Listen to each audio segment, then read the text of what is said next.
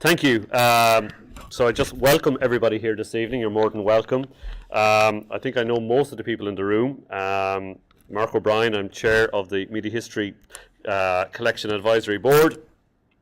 And the Media History Collection is now 11 years on the road, and over that time has brought in over 50 separate collections of papers and archives. And I had a quick glance today, and when we started out this venture over a decade ago, I don't think we ever thought we'd reach such a wide-ranging and interesting collection. But I had a look at the list today, and thus far in that time, we have brought to DCU 2 major photographic archives, 44 sets of personal papers from journalists and editors, 3 sets of records from various trade unions and representative organisations, 1 community radio archive, and 1 pirate radio archive. And that pirate radio archive being composed of several individual collections being brought together by Eddie Bowen. And Eddie is here somewhere tonight. Oh, he's gone out. Apologies. And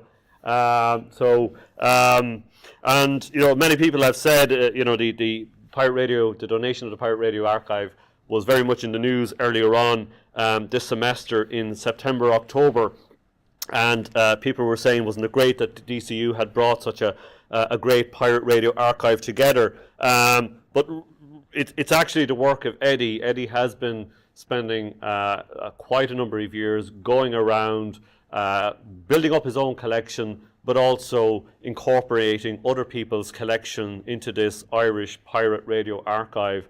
And DCU is extremely lucky to get it, and we'd like to acknowledge the work that Eddie has been doing over the past decade or so, even longer, in bringing that material together, and we're delighted to receive it here at DCU.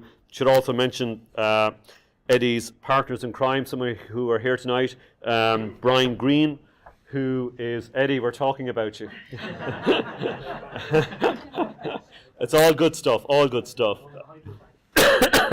So we were just saying, Eddie, that the pirate radio archive is your lifelong mission, and bringing lots of disparate collections together under the banner of the Irish Pirate Radio Archive, and we're delighted to receive it. I'm very grateful to you, and to Brian Green, and to John Walsh, all of whom have such an infectious love for radio, radio heritage, radio history, and we're delighted to receive the material from them, and we look forward to working with you into the future. The one thing that comes across from all the material being lodged with DCU is the sheer generosity of our donors, whom the university will formally thank later. Well, I guess I'm going to do that now that Breen isn't here. But just to put on the record our appreciation of your generosity in saving this material for future generations of researchers. It is very much appreciated. And with the Media History Collection going from strength to strength, it's clear that DCU Library and Archives is now the go-to place for media and journalism archives. And we look forward to continuing to work with our library colleagues in the future, in particular David Meehan, who has done so much in the area of special collections and archives. And as you maybe leave today or tonight, you can see the display cases on your way out, but also on your left-hand side are the university's new fantastic exhibition centre. And a lot of that has to go to the credit of David, who is now heading up special collections and archives here at the university. Lastly, I've been asked to record some apologies. Neither John Horgan nor Kevin Rafter could be here this evening, and they have asked me specifically to pass on their apologies. This is where I turn to Breen and say, Breen. I have Breen's script here, so but no matter who does it, I mean, what we're doing here tonight is to thank all of you, and this is your evening, to say thank you for your sheer generosity in donating the material that you've donated to the university, and to preserve that material for future generations of researchers. We're extremely grateful, and we're delighted to have the Press Ombudsman Peter Feeney, who will say a few words about the importance of history and journalism. But firstly, I'd like to thank, specifically in terms of those who are being acknowledged tonight for their generous donations to the university, to thank specifically the Mary Raftery Foundation for the donation of the Mary Raftery papers, Angela Lambert and family for the donation of the Hugh Lambert papers, and Hugh was the last editor of the Irish Press. We're delighted to receive his papers. To thank Donald Denham for the donation of his father's papers, the Horace Denham papers, and Horace Denham was an senior advertising executive in the Irish Times in the 1950s and 1960s. To thank Moira Downey and family for the donation of the James Downey papers, and I think everybody knows who James Downey was, his career at the Irish Times and latterly in the Irish Independent. To Will Tuke, colleague in the School of Communications, for the donation of his father's papers, the Fenton G. Tuke papers. To Macrina Clancy for the donation of the Basil Clancy papers. To Donald Slattery and Kate Horgan for their donation of the Slattery Camera Circle archive, a wonderful photographic archive. Slattery's Camera Circle was a shop on O'Connell Street for many, many decades, and every year they ran a press photographers competition, and we were lucky enough to receive their archive going back to the 60s. So really interesting, fantastic collection to get, and we're delighted with that. To Eddie Bowen for the donation of the Irish Pirate Radio archive. The Unite Trade Union for its donation of its publications archive. And next on the list, I was seeing him and I was asking him, hurry up. right on cue, to Frank MacDonald, who needs no introduction, author and former environmental editor of the Irish Times, for his generous donation of his papers. Delighted to receive those. Mary Kenny, author, playwright and columnist with the Irish Independent. Joe Carroll, long-time journalist with the Irish Times and the Sunday Tribune. Dick O'Riordan, former editor of the Evening Press, and then the last editor of the Evening Press. And lastly, but not least, to J. Leslie Sibbald for his donation of several very unique commemorative newspapers of major events of the 20th century. To each and every one of you, again, on behalf of the university, can I express our extreme gratitude for the donation of your material.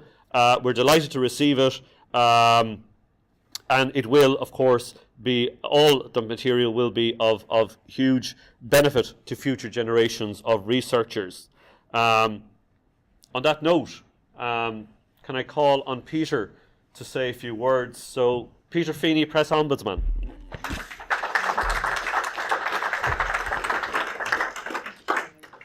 First of all, I'd like to thank Mark for the invitation, which I'm delighted to accept. Last week, Mark and David met my colleagues in the Press Council, and we're talking about the Press Council's archives. And we're only 10 years old, so we don't feel we're really old enough for archives yet, but a decision was taken at our Press Council meeting last Friday that the setting up of the Press Council, the records relating to that, will be made available to this archive as soon as we extract them from the rest of the stuff.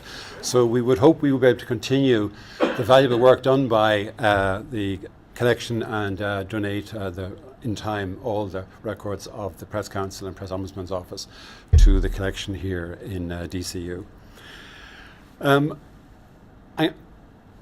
First sentence of the piece I've written here says, most journalism is remarkably unreflective. I showed this to a colleague of mine, my case officer.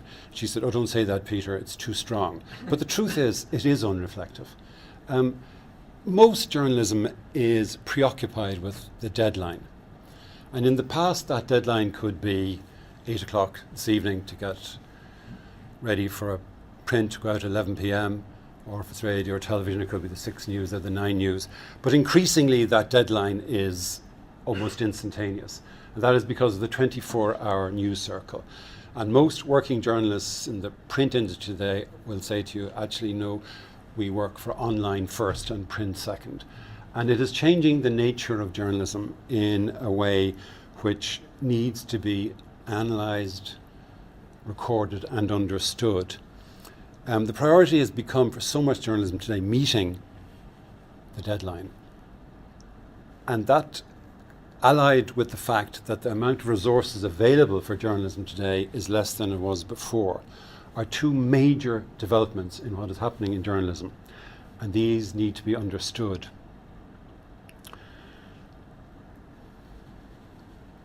In the past, there was kind of a bucolic version of how a journalist works. He or she was assigned a task. They went off and they did the research, they got the background done, and then they went and interviewed people, and they put together their story, and they did a bit of checking, research, and they maybe tried to find some sources to back up what they're saying, and did a bit of fact checking, trying to get a second authority on that issue, etc. If the story was saying something controversial about somebody, perhaps putting their report to that person and including that person's reply. That's the sort of the classic model of how journalism works. It's not there in practice much of the time now. Much of the time now, there isn't time for all of that. I give you an example of it, two examples of it that I encountered in the press ombudsman's office.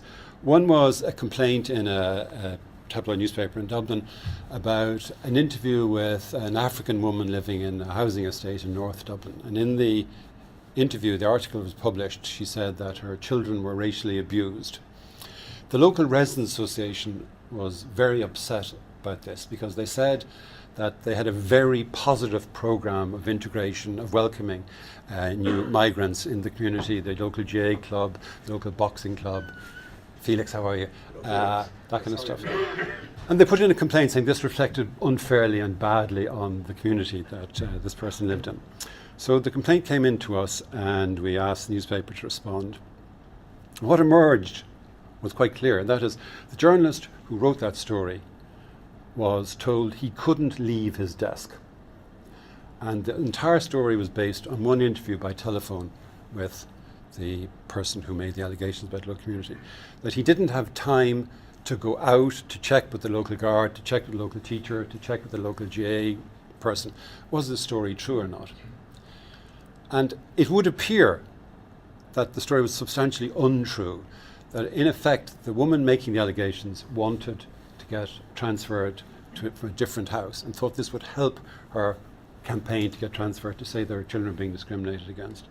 So that was an example of thinly resourced journalism. The journalist is put at his desk with a laptop, PC or whatever it is, and said, no, you've got 2 hours to fill 500 words.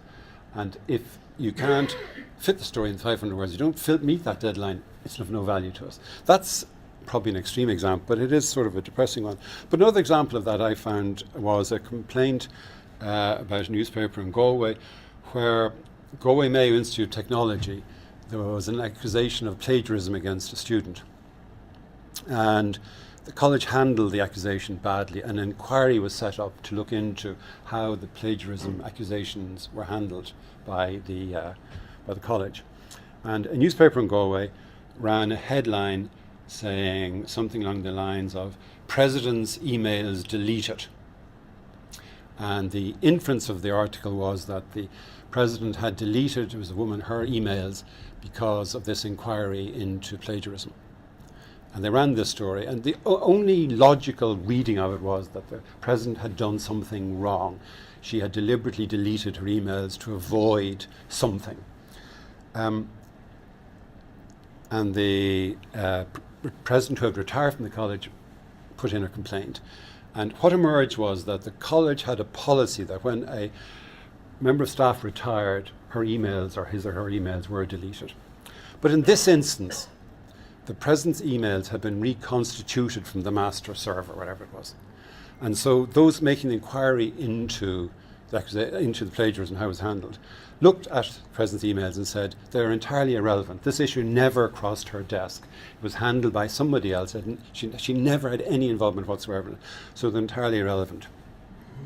What emerged there was that the person who wrote the article hadn't put the accusations he was making to either the college or the president, retired president. Had he done so, presumably the college would have said, oh, what, those emails were reconstituted and nothing was found in them. Or the president could have said the same. Now, why didn't that journalist do that? It seems such a basic thing to do. You're making an accusation about somebody. The person can be contacted by telephone or email. Why not put those allegations, claims, to the president, see if they responded? I don't have an explanation for that. It could be lack of time, lack of resources, or it could have been that this person writing the article didn't want to hear an explanation which was plausible, because that would undermine the very article. Because it was a sensational headline that emails were deleted by the president of the college, and didn't want to hear a plausible explanation. I don't know if that's a question of resources or bad journalism, but that certainly is an example. If you take a court reporter today, in the past, a court reporter would go to court in the morning, would listen to what's happening in court, and would file something saying, person charged with drunken driving, evidence, defence, convicted, sentence, etc. But increasingly now, that reporter is having to file online as the case goes on. So that he is, or she is, submitting something at 11 a.m. shortly after the case has started, when very little has been said, and you still got to get a report out, and you're expected by your editor to populate the online version first. But it's a very partial story. Certainly, whatever the prosecution may have said may have been happened in court, but the defence won't have been heard at that stage. So you're reporting at a very early stage where it isn't clear where it is going. Now, over the course of the day, that will change, and if by the end of the day the whole thing is concluded, you can deliver a more full report. But increasingly, what you're getting online is just a version which is based on what has happened up to that point, and it can be extremely misleading. But it is frequently what is expected today. You also get, and we have some evidence of this in the Press Council, where the journalist is under pressure to submit something, and he has a pretty good idea of what is going to happen in the next hour or two, but it hasn't actually happened yet. So he takes a little bit of a chance, and so he fills out some background to fill the report. But that background hasn't actually happened in court yet. He's pretty certain it will happen, but he's not certain it will happen. That's a risky exercise, because you can never be sure what is actually going to happen in court. We had an example down in a Kerry newspaper where a journalist was filing her account of a court case, and it wasn't a very significant case, and it didn't add up to very much. But she remembered a previous court case, which she'd also covered, involving the same person. So she added background to that case, but that background was never given in court, and therefore what you ended up with in that report was a distorted version of what was said in court, and actually a challenge by the complainant that the journalist's interpretation of what had happened in the previous court case was as it was.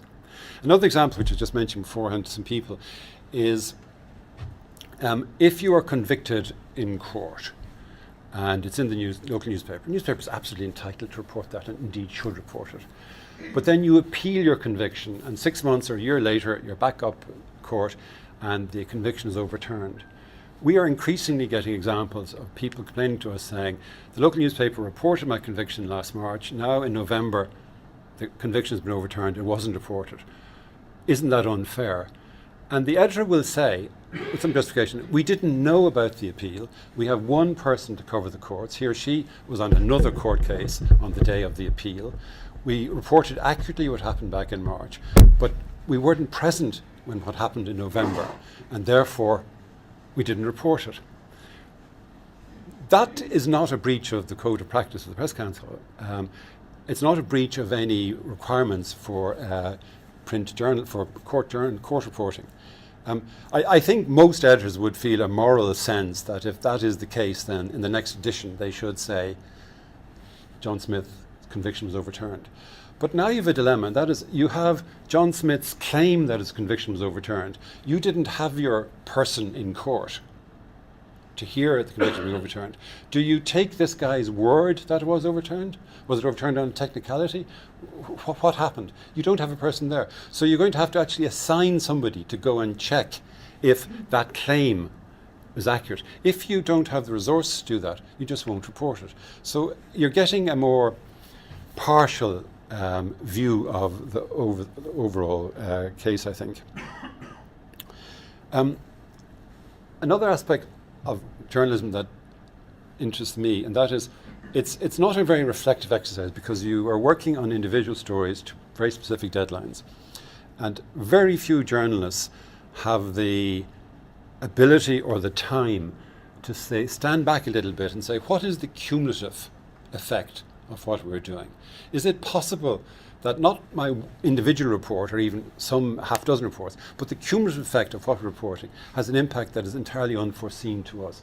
An example of that, my own past was in RTE at the time of the hunger strikes, that it is widely recognised by media historians that RTE's initial coverage of the hunger strikes in Northern Ireland failed to understand the motivation and the drive of those going on hunger strike, that the reporting was entirely unsympathetic to understanding why these guys were doing it. Now, if you look at the individual reports in RTE, none of them were at issue. It was the cumulative effect of a whole series of events over a number of months. Why was that? It possibly reflected a view that the whole thing is being manipulated by the IRA, which wouldn't be an unreasonable position to adopt. It might be that that it was a kind of a pro-establishment bias within RTE, but it doesn't matter particularly why that was the case. The historical judgment would be, and that is that RTE didn't give to its listeners and its viewers a proper understanding of what was happening and why it was happening and how it needed to be addressed.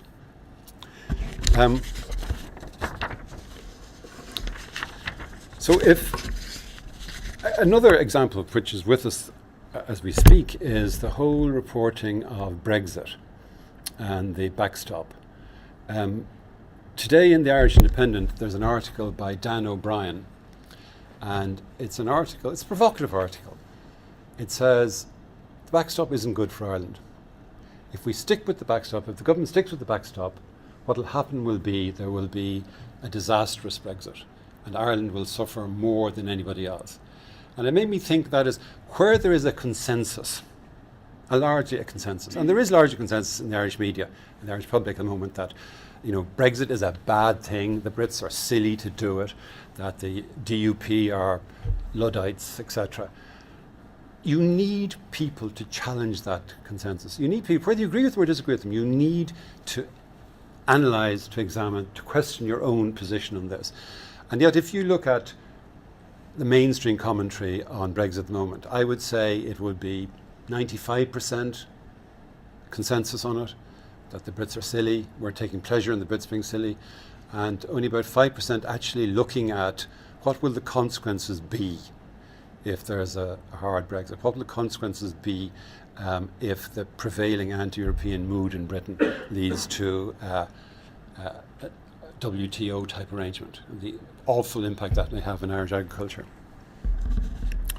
So if journalists aren't doing the job of reflecting on their profession or their trade, depending on how you look at it, who can do that? Well, the answer is here, in this college and in other colleges. Irish journalists need the colleges of journalism, the colleges of media studies, the colleges of communications to carry out that exercise, and that is to look at Irish journalism and look at what it does it do it well, what are its strengths, what are its weaknesses. Are they providing sufficient context? Are they giving sufficient diverse views and backgrounds? Are they respecting alternative perspectives? All these questions are important, but journalism isn't the best place to answer those. I think academia is the best place to answer those. And to do this successfully, academics need access to records. And that's what's great about this place. In any task preoccupied with hourly or daily tasks, there's an inherent risk that the activity will be lost. This is particularly the case when records are electronic rather than paper. You are a working journalist, you are filing for the 6 o'clock deadline, you reach the 6 o'clock deadline, your file has gone in, and you have a huge tendency to clear your desk, metaphorically or literally. If it's literally, you take all the papers off your desk and you put them in the wastepaper basket or you shred them, because tomorrow's another day and you'll have a different story tomorrow. It was interesting to hear Dave say that Mary Raftery kept everything. But most journalists are the opposite, they just get rid of everything. And their desk is clear at the end of the day. Pat will know this in RT newsroom. The idea was, let's have a paperless newsroom. Yeah, let's get rid of everything. But there is a tendency to kind of clear, and you have no idea how important that will be in 10 years' time or in 20 years' time. Most journalists have built into them the notion that, oh, well, I better hang on to stuff just in case there's a defamation action. So your notebook doesn't get wiped away. But a lot of valuable stuff does get wiped away. And very few newsrooms want to store and file all the detritus that builds up over the day. In fact, no newsroom wants to do it. That's why DCU's media collection is so valuable. To have a place where records of journalism can be stored, can be evaluated, can be indexed and appreciated is really important. This place can answer the big questions. And that can be academics and PhD students working here in DCU, but it can also be others from outside of DCU who now will know that this is the place to come for these records. Hopefully, many of these records will be accessible electronically, so that you don't physically even have to come out here. You can just do it online. So we need to encourage individual journalists and publishers to consider donating their archives to an institution that they trust, and that's important. An institution that understands the importance of its archives, an institution that looks after its archives, an institution that makes its archives available to researchers, that indexes its documents, that understands how personal information can be stored without infringing GDPR, which was one of the reasons that the Press Council was out meeting here last week, because we have a big issue with personal information and what to do with that. It's great that there is a home here for it. A final point, and it's a word of warning. There are many institutions that look at their archives and look at the filing cabinets full of their archives and think, this is space which we are paying valuable rent for. Wouldn't it be much better if all those filing cabinets were shifted up here to DCU and we could save on the space that they're taking up? That's not a philanthropic notion, that's an economic notion. An archivist must be able to assess the public value of what is proposed to be archived. An archivist must have the freedom to be ruthless and decide that some records have no public value in being kept and will have no public value in being kept. Of course, this is a difficult call to make, and sometimes you will get it wrong. Sometimes you will say, oh, that was deleted 10 years ago, we thought it of no value at all, and now 10 years later suddenly people see it as of value. But you can't keep everything, particularly in an electronic age where everything can be stored. There has to be, clearly what's critical is the storage and the sorting through and the indexing. But there also has to be an evaluation of the worth. And a simple example of that is, why keep stuff which is already available elsewhere? What is the point of keeping stuff which you know is going to be stored elsewhere? That is just taking up space. Delete that. But journalists are not good people for doing that. Archivists and academics are good people for doing that. The value to society of a well-maintained National Archive of Journalism, print, broadcasting and online, is incalculable. And I want to congratulate DCU on what it has achieved in the first 10 years and wish it well for the next 10 years. Thank you very much indeed. Thank you.